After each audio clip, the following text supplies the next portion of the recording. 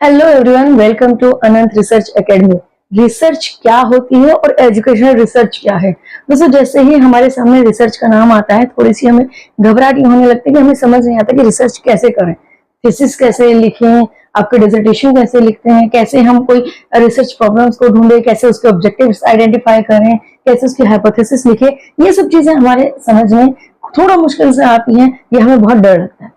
लेकिन अनंत research academy पे इन सभी चीजों को बहुत ही सिंप्लीफाई करने की कोशिश की गई है। फॉर बिगनर्स, जो बिगनर्स स्टूडेंट्स हैं उनके लिए बहुत ही इजी लैंग्वेज में इंफोग्राफिक्स के साथ और बहुत ही इजी एग्जांपल्स के साथ एक एक चीजें क्लियर की जाए। अनंत रिसर्च एकेडमी पे आपको सारी ही पीएचडी से रिलेटेड, रिसर्च से रिलेटेड सारा कंटेंट आपको देखने को मिलेगा। यहाँ पर आज के इस क्लास में हम बात करने वाले हैं रिसर्च क्या होता है आपका। हाँ, आपका रिसर्च क्या होता है, what do you mean by research, Hindi में इसको अनुसंधान कहते हैं, शोध कहते हैं। और स्पेसिफिकली आपका एजुकेशनल रिसर्च क्या होता है, आपका शैक्षिक अनुसंधान क्या होता है, इसके बारे में इन डेप्थ इस लेक्चर में डिस्कस करने वाले हैं। अगर आप एजुकेशनल रिसर्च के फील्ड से हैं, आप एमएड कर रहे हैं या पीएचडी के एंट्रेंस के लिए तैयारी कर रहे हैं, या आपका पीएचडी का प्री कोर्स वर्क चल रहा है, या आप नेट जेआरएफ की तैयारी कर रहे हैं, प्रिपरेशन कर रहे हैं, तो ये टॉपिक आपके लिए मोस्ट इंपोर्टेंट आपका हो जाता है। तो ये आपको करना जरूरी है, कंपल्सरी है। ठीक है, तो यहाँ पर हम एजुकेशनल रिसर्च क्या होता है उसके बारे में हम डेप्थ में पढ़ेंगे। एमएड, नेट जेआरएफ, पीएचडी के लिए आपको ये इजी है। चलिए क्लास को स्टार्ट करते हैं, ज्यादा टाइम नहीं लेंगे। सबसे पहले अगर हम बात करें कि आज के इस लेक्चर्स में आपको क्या क्या चीजें कवर कराई जाएंगी, क्या क्या आपको सीखने को मिलेगा, तो लर्निंग आउटकम्स आपके क्या क्या होते हैं। कलर चेंज कर लेते हैं। लर्निंग आउटकम आपके क्या क्या है, तो सबसे पहले तो आप एजुकेशनल रिसर्च क्या होता है उसके बारे में समझेंगे। पहले आप रिसर्च के बारे में पढ़ेंगे कि रिसर्च क्या होता है, अनुसंधान किसको कहते हैं, उसकी डेफिनेशन क्या होती है। उसके बाद एजुकेशनल रिसर्च क्या है, शैक्षिक अनुसंधान क्या होता है। आपको जो लेक्चर रहेगा बिल्कुल बाइलिंगुअल रहेगा, तो टेंशन मत लीजिएगा। ठीक है, तो एजुकेशनल रिसर्च क्या होता है उसके बारे में पढ़ेंगे। उसके बाद कैरेक्टरिस्टिक्स ऑफ रिसर्च, रिसर्च की क्या क्या विशेषताएं होती है, क्या क्या कैरेक्टरिस्टिक्स होती है, वो हम पढ़ेंगे। Differentiate research from common things, जो हम जनरल थिंग्स को रिसर्च मान लेते हैं, हम गूगल पर गए और वहां पर ढूंढा हमने इंपॉर्टेंट क्वेश्चंस और उसको हमने मान लिया कि हमारा रिसर्च है। नहीं, एग्जाम से 2 दिन पहले इंपॉर्टेंट क्वेश्चंस की वीडियोस को देखना वो रिसर्च नहीं माना जाता। ये तो आपका सर्वाइवल स्ट्रेटेजी है, आप सर्वाइव करें कि कैसे एग्जाम में पास हो। ठीक है ना, तो कॉमन थिंग्स में क्या डिफरेंशिएट है ये हम समझेंगे। Explain objectives of research, research का क्या ऑब्जेक्टिव है, क्या उद्देश्य है, और इसकी इंपोर्टेंस को समझेंगे। तो ये सब चीज हम कवर करेंगे। इसके बाद आपका फर्स्ट लेक्चर आपको कंप्लीट हो जाएगा, एजुकेशनल रिसर्च क्या होता है। एमएड के एग्जाम्स के लिए, पीएचडी के कोर्स वर्क के लिए मोस्ट इंपोर्टेंट है, आपका लॉन्ग क्वेश्चन यहाँ से बन जाता है। चलिए नेक्स्ट चलते हैं रिसर्च। अब यहाँ पर आता है रिसर्च क्या होता है, रिसर्च वर्ड का मतलब क्या है। अब ऐसे नाम में ही पता लग रहा है रिसर्च। रिसर्च का मतलब अगर इसको हम ब्रेक करते हैं वर्ड को, री प्लस सर्च। सर्च का मतलब हमें पता है कुछ ढूंढ रहे हैं, हम कुछ भी गूगल पर जाकर ढूंढ रहे हो, जैसे कि अभी मैंने कहा इंपॉर्टेंट क्वेश्चन है, लेकिन वो सर्वाइवल स्ट्रेटेजी तो है, लेकिन सर्च तो कर रहे हैं हम उसको, तो सर्च करना। री मतलब दोबारा से, कोई ऑलरेडी फैक्ट हो सकता है, कोई भी स्कीम हो सकती है, हो सकता है एनईपी, गवर्नमेंट की स्कीम आई एनईपी, हम उसके बारे में बार बार ढूंढ रहे हैं, अलग अलग वेबसाइट्स पे जा रहे हैं, ऑफिशियल वेबसाइट पे जा रहे हैं, वहां पर हम देख रहे हैं, उसके बाद अलग अलग वेबसाइट्स पर उसके इम्पैक्ट्स देख रहे हैं। तो वो हमारा क्या है, रिसर्च है कि हम उस एक टॉपिक के बारे में, एक पॉलिसी के बारे में, एनईपी के बारे में बार बार रिसर्च कर रहे हैं, बार बार उसके बारे में ढूंढ रहे हैं कि और क्या इंपॉर्टेंट पॉइंट्स उसके मिल सकते हैं, हम उसके सभी एस्पेक्ट्स को ढूंढ रहे हैं। तो यही हमारी रिसर्च होती है। रिसर्च यानी कि अगेन बार बार, सर्च यानी कि टू इन्वेस्टिगेशन, कुछ ना कुछ खोज करना, इन्वेस्टिगेट करना। ठीक है, अगर प्रॉपर डेफिनेशन की बात करें, मीनिंग की बात करें, तो research mean a systematic and scientific investigation to discover new fact, verify existing knowledge, solve problem and generate new understanding. ये आपके प्रॉपर डेफिनेशन है। आप चाहे तो इसका स्क्रीनशॉट ले सकते हैं, पूरे का इजीली आपको मिल जाएगा। इसके अलावा स्क्रीनशॉट भी नहीं लेना, कोई दिक्कत नहीं है, आपको ये सभी नोट्स आपको इजीली अवेलेबल हो जाएंगे, ये जो इन्फोग्राफिक्स है वो अवेलेबल हो जाएंगे। आप समझे, हमें आपको कुछ नहीं करना है, हमारे व्हाट्सएप नंबर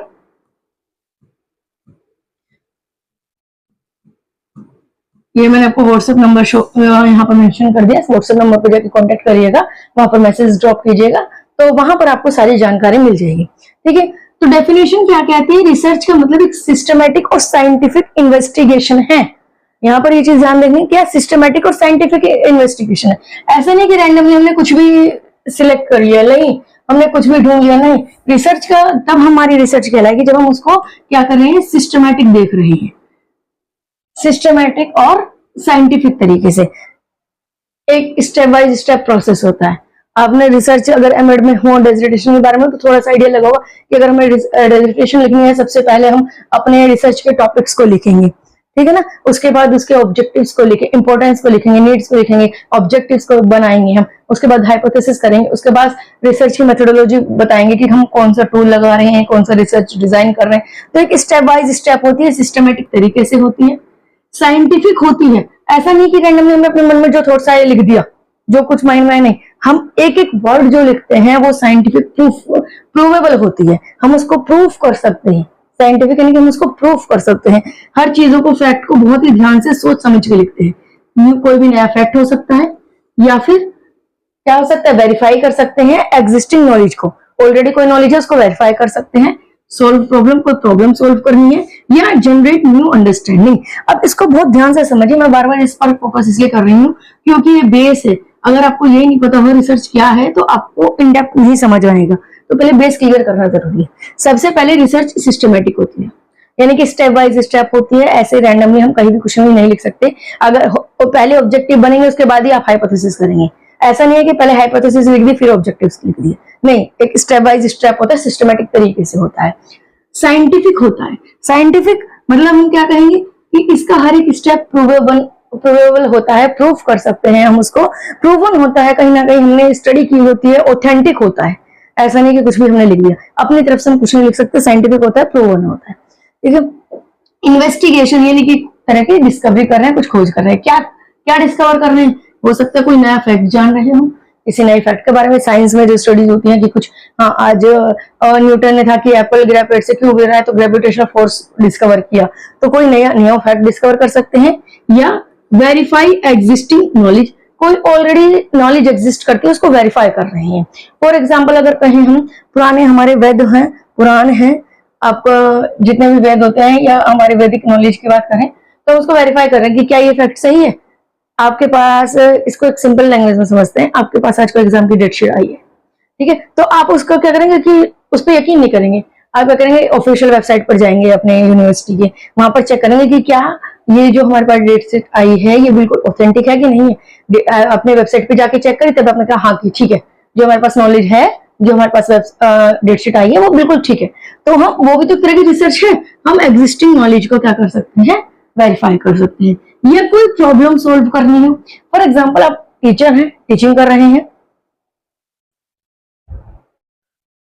आप टीचिंग कर रहे हैं और टीचिंग करते हुए आपको कोई प्रॉब्लम आई, मे भी हो सकता है गवर्नमेंट अगर कॉलेज में स्कूल में आप पढ़ा रहे हैं, टीचिंग कर रहे हैं, तो वहाँ की अटेंडेंस बहुत कम होती है, स्टूडेंट्स बहुत कम आते हैं, ठीक है, ये एक प्रॉब्लम हो सकती है, आपको एक प्रॉब्लम नहीं, और उसको सोल्व करने के लिए आप थोड़ा बहुत देखें कि क्यों ऐसा हो रहा है, क्या इसका रीजन है, बच्चों से बात करें, इन्वेस्टिगेट करें, तो वो प्रॉब्लम सोल्व करने के लिए कर सकते हैं।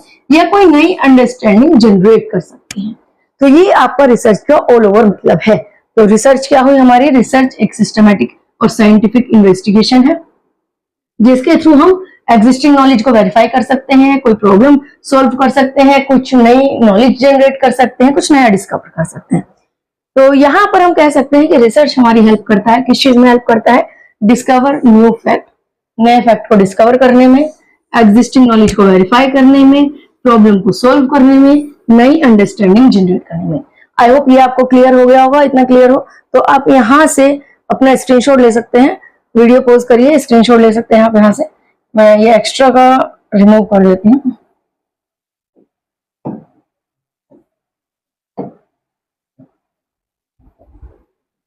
यहाँ से रिमूव कर देते हैं, आप यहाँ से स्क्रीनशॉट ले सकते हैं।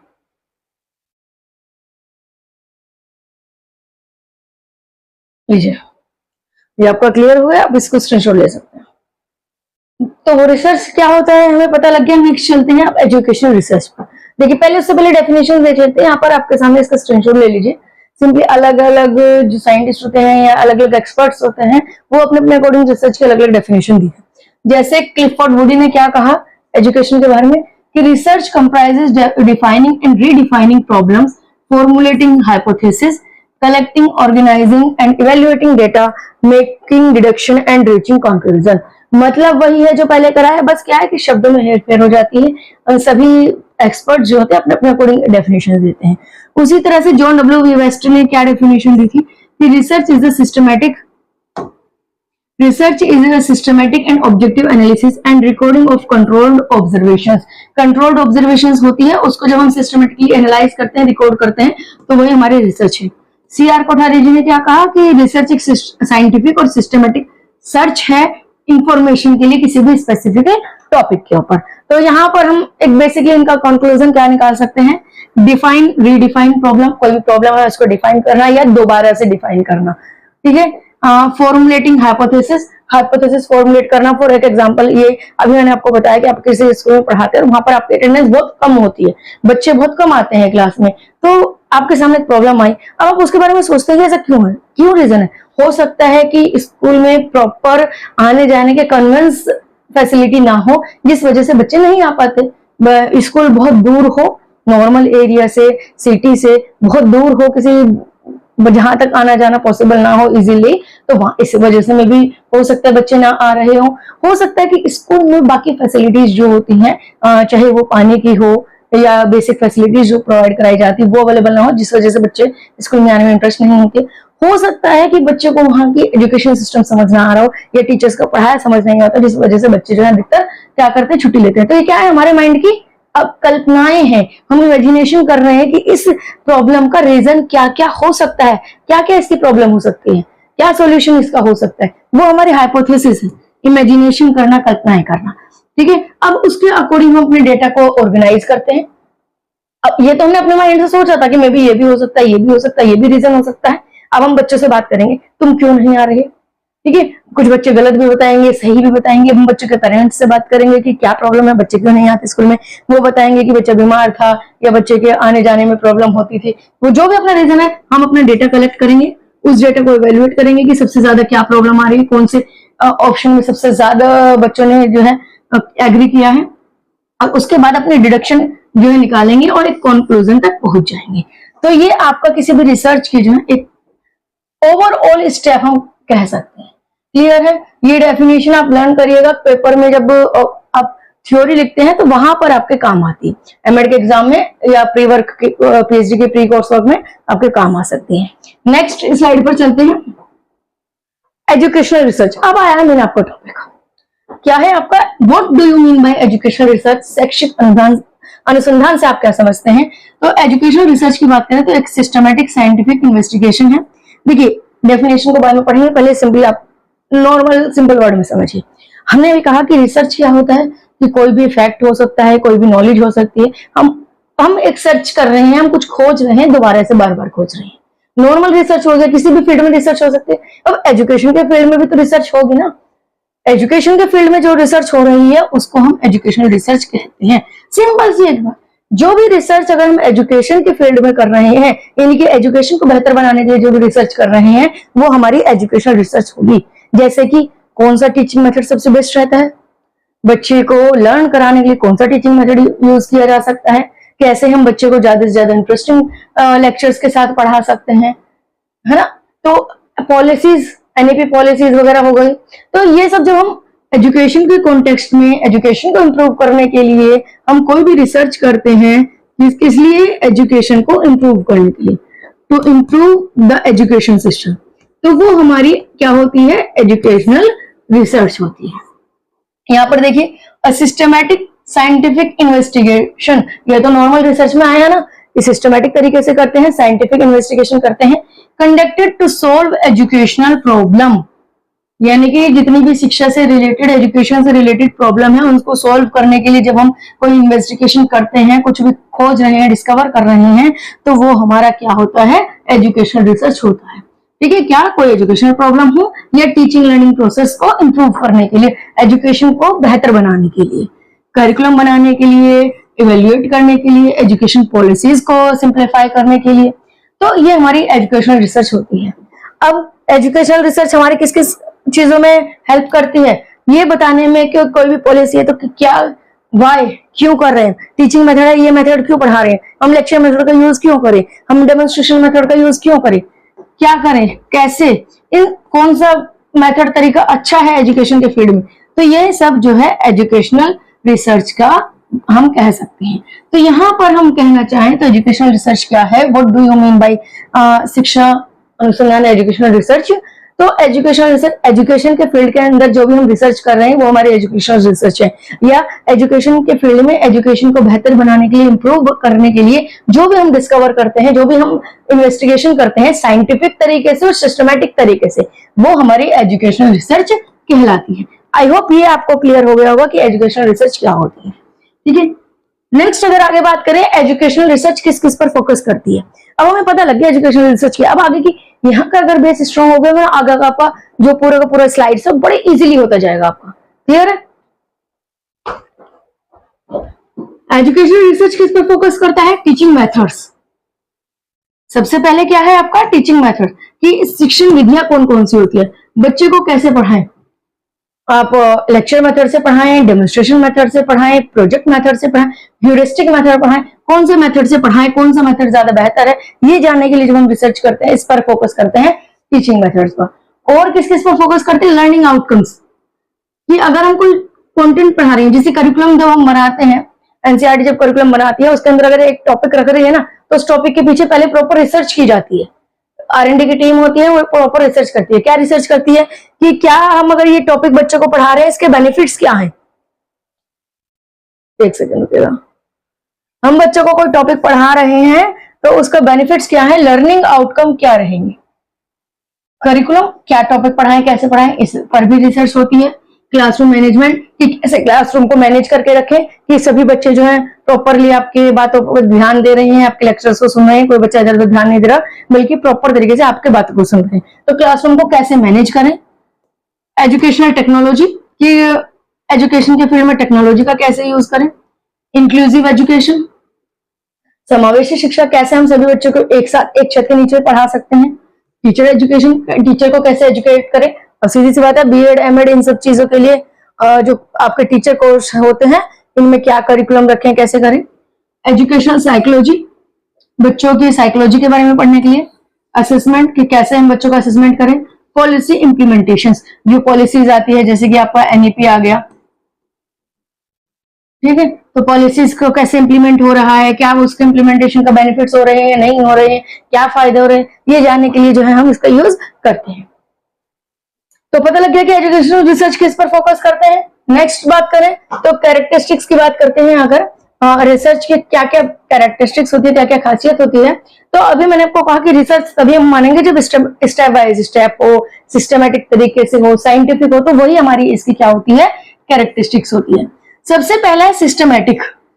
सिस्टमेटिक यानी कि एक सिस्टम के तरीके से, सिस्टमेटिक तरीके से करते हैं, ऐसे नहीं रैंडमली कुछ भी कर दिया, स्टेप बाय स्टेप काम करता है। सिस्टमेटिक यानी कि फॉलो प्रॉपर स्टेप होते हैं कि सबसे पहले आप टॉपिक को सर्च करेंगे, सबसे पहले आप टॉपिक मेंशन करेंगे, उसके बाद उस टॉपिक की इंट्रोडक्शन लिखेंगे, उसके बाद उस टॉपिक की नीड लिखेंगे, उसके बाद आप जो है लिटरेचर रिव्यू करेंगे, उसके बाद आप अपने ऑब्जेक्टिव्स लिखेंगे, उसके बाद आप अपने हाइपोथेसिस लिखेंगे। तो स्टेप्स होते हैं, प्रॉपर स्टेप। साइंटिफिक यानी कि यहाँ पे साइंटिफिक मेथड्स यूज करते हैं। अब साइंटिफिक मेथड यूज करने का मतलब ये होता है कि हर वो तरीका जिसको हम प्रूफ कर सकते हैं, जिसके बारे में हम अपने वैलिड सोर्सेज दे सकते हैं, अपने लॉजिक्स लगा सकते हैं, वो हमारे साइंटिफिक मेथड्स होते हैं। यानी कि जो कि क्या होता है, लॉजिकल होते हैं, यानी कि लॉजिकली कुछ भी चीज कर लेंगे, लॉजिकल होते हैं। जो ऑब्जेक्टिव यानी कि फ्री फ्रॉम पर्सनल बायस। इसके अंदर ऑब्जेक्टिव मतलब आपका पर्सनल बायसनेस नहीं होनी चाहिए बिल्कुल भी। आप कुछ रिसर्च कर रहे हैं, किसी के बारे में जान रहे हैं, जानकारी इकट्ठा कर रहे हैं, तो उसके प्रॉपर उस चीज पर आपके क्या थॉट है, इससे आपके रिसर्च पर फर्क नहीं पड़ना चाहिए। एक एग्जांपल के लिए, अगर आप एनईपी के बारे में कोई रिसर्च कर रहे हैं कि एनईपी की क्या इंप्लीमेंटेशन है, एनईपी से इंप्रूवमेंट हुई है टीचर एजुकेशन में या नॉर्मल एजुकेशन की फील्ड में या नहीं, तो अब आप क्या सोचते हैं इस पॉलिसी के बारे में, उससे कोई फर्क नहीं पड़ना चाहिए। आप अपने पर्सनल थॉट्स को साइड में रखकर आप रिसर्च करते हैं, तो पर्सनल बायसनेस नहीं होनी चाहिए। बेस्ड ऑन एविडेंस होनी चाहिए प्रॉपर, ठीक है। रीजन बेस्ड कंक्लूजन होना चाहिए। जब आप सारे डेटा को इकट्ठा करने के बाद कंक्लूजन निकालते हैं तो उसका एक प्रॉपर लॉजिकल होना चाहिए, रीजन होना चाहिए। अपनी मर्जी से कोई भी कंक्लूजन नहीं निकालेंगे। मेंटेन ऑनेस्टी, तो यहाँ पर हमारी नेक्स्ट कैरेक्टरिस्टिक्स क्या होगी, मेंटेन ऑनेस्टी एंड कॉन्फिडेंशियलिटी, यानी कि एथिकल कैरेक्टरिस्टिक्स है कि हमें अपने रिसर्च के प्रति एथिक्स का फॉलो करने पड़ते हैं एथिक्स को, कि हमें अपनी ऑनेस्टी मेंटेन करके रखनी, ईमानदारी से काम करना है, और जो हमारी रिसर्च से रिलेटेड प्रॉब्लम्स होती है उनको कॉन्फिडेंशियल रखें। हर चीज सबको बताने की चीज जैसे नहीं होती। अब कुछ रिसर्च एंड डेवलपमेंट जो होते हैं R&D, वो गवर्नमेंट के अंडर में होते हैं, तो हर चीज सबको नहीं बता सकते ना पब्लिकली, तो कॉन्फिडेंशियलिटी जो होती है एथिक्स को हम फॉलो करें। नेक्स्ट हम आगे बढ़ते हैं एजुकेशन के ऑब्जेक्टिव्स को। हमारे एजुकेशन रिसर्च जो है उसके उद्देश्य क्या है उसको हम देखेंगे यहाँ पर। तो क्या उद्देश्य है, डिस्कवर न्यू नॉलेज, नई नॉलेज को डिस्कवर करना, इंप्रूव टीचिंग लर्निंग। हमारी शिक्षा के अंदर जब हम रिसर्च कर रहे हैं, R&D कर रहे हैं, एजुकेशनल में रिसर्च कर रहे हैं, तो क्यों कर रहे हैं, इसलिए कर रहे हैं कि ताकि हम नई नॉलेज को डिस्कवर कर सके, टीचिंग लर्निंग को इम्प्रूव कर सके, क्लासरूम की प्रॉब्लम्स को सॉल्व कर सके, करिकुलम को इम्प्रूव कर सके, अपने इवेल्युएशन सिस्टम को इम्प्रूव कर सके, ठीक है, एजुकेशनल एडमिनिस्ट्रेशन को इम्प्रूव कर सके, एजुकेशनल थ्योरीज को डेवलप कर सके, और पॉलिसी मेकिंग को सपोर्ट कर सके। यही तो होता है, इसीलिए तो हम, यही तो हमारे सारे ऑब्जेक्टिव्स हैं जिसके प्रति हम अपनी रिसर्च को करते हैं, इस फील्ड में, एजुकेशन के फील्ड में।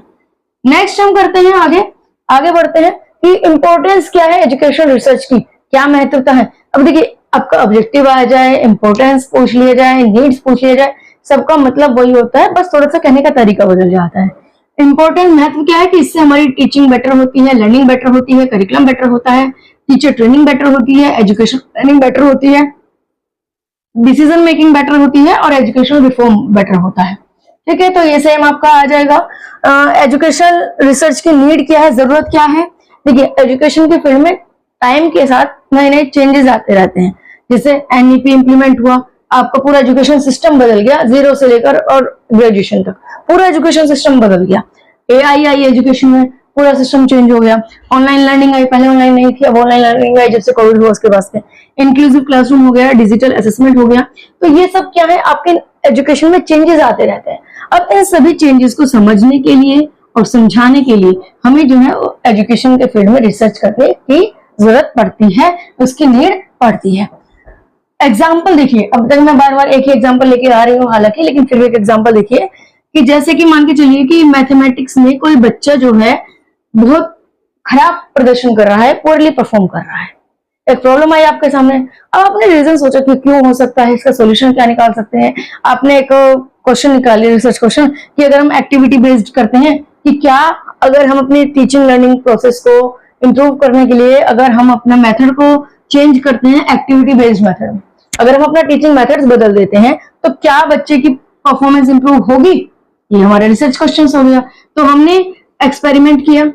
एक्सपेरिमेंट कैसे किया कि हमने टीचिंग मेथड चेंज कर दिया, अब हम बच्चे को एक्टिविटी बेस्ड पढ़ाने लगे, और उसके बाद उसका रिजल्ट देखा, उसका टेस्ट लिया, रिजल्ट देखा, डेटा आया हमारे पास, उसको एनालाइज किया, और एनालाइज करने के बाद रिजल्ट देखा क्या, कि हाँ एक्टिविटी बेस्ड लर्निंग इंक्रीज करती है आपके अचीवमेंट्स को, परफॉर्मेंस को। ये आपका क्वेश्चन का रिजल्ट निकल गया, कंक्लूजन निकल गया।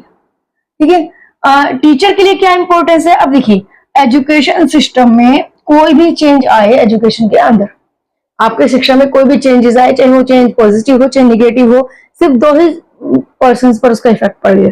मेन फर्क किस पर पड़ेगा, 2 पर्सन्स पर पड़ेगा, एक हमारे टीचर और एक हमारे स्टूडेंट्स। ठीक है, टीचर स्टूडेंट पर ही मेन फर्क पड़ेगा। टीचर्स पर क्या इसका इफेक्ट पड़ेगा, क्या इंपॉर्टेंस है टीचर के लिए, कि क्लासरूम की टीचिंग इंप्रूव हो जाएगी, बच्चे की जरूरत को आइडेंटिफाई कर पाएगा टीचर, अपनी इनोवेटिव पेडागोजी यानी कि इनोवेटिव तरीके से पढ़ा पाएगा, एविडेंस बेस्ड डिसीजन ले पाएगा, और एक रिफ्लेक्टिव प्रैक्टिशनर बन पाएगा। ठीक है, ये आपके सामने इंपॉर्टेंट क्वेश्चन है। अगर आप एमएड कर रहे हैं या पीएचडी का कोर्स कर रहे हैं, तो ये आपका लॉन्ग और शॉर्ट क्वेश्चन है, इंपॉर्टेंट क्वेश्चन है, जो कि आज के लेक्चर से आपका बनता है। आप स्क्रीनशॉट ले लीजिए, ये क्वेश्चंस की तैयारी कीजिए, इनको लिखकर देखिए, जिससे आपकी राइटिंग प्रैक्टिस भी हो जाए। और कोई भी क्वेरी हो, नोट्स चाहिए, किसी भी तरह की कोई क्वेरी हो, आप हमारे इस व्हाट्सएप नंबर पर 7599587082 पर हमें व्हाट्सएप पर कॉन्टेक्ट करिए। वहां पर आपको जो है सारी डिटेल्स, सारी इंफॉर्मेशन आपको मिल जाएगी। आज के लिए इतना ही, मिलते हैं, thank you so much. Next lecture में मिलेंगे। हमें यहाँ पर हम बताइए आप कि नेक्स्ट लेक्चर किस चीज से रिलेटेड आपको रखना है। कोई भी प्रॉब्लम हो, कोई भी क्वेरी हो, नीचे कमेंट बॉक्स में बता सकते हैं। नेक्स्ट किस टॉपिक पर आपका लेक्चर लेकर आया जाए वो बताइए। आज के लिए इतना ही, मिलते हैं नेक्स्ट लेक्चर में। Thank you so much.